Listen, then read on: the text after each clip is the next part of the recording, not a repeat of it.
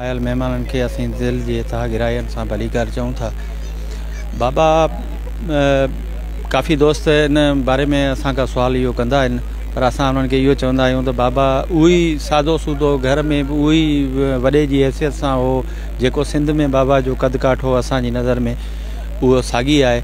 ऐं बाबा उही शफ़ीक पीर जी हैसियत सां कॾहिं किथे को तशदुद या अहिड़ी का बि शइ बाबा कॾहिं पंहिंजे औलाद ते न कई। ऐं मक़सदु हिकिड़े ख़्याल खां बाबा आज़ादु रखिया।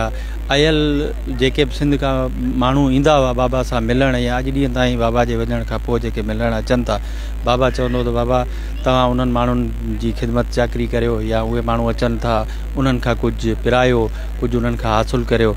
ऐं अहिड़े तरीक़े सां बाबा जी जेको ज़िंदगी हुई सा हिकिड़ी माना कुझु न पर खुले किताब वांगुरु रही।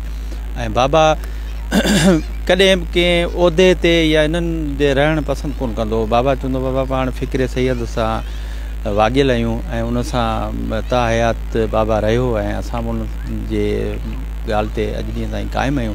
ऐं बाबा चाहींदो त बाबा त हिकिड़ो कारकुन जी हैसियत में ई कमु कयो सॼी ज़िंदगी। ऐं असां पाण चाहियूं था त बाबा असीं सिंध जा ख़ादिम हुजूं ऐं उन्हनि माण्हू जेके बि हिते सिंध मां कई अचनि था उन्हनि जा जेको हाल आहे पंहिंजो उन जी जेको आहे सो असीं ख़ातिर तवादा करे सघूं।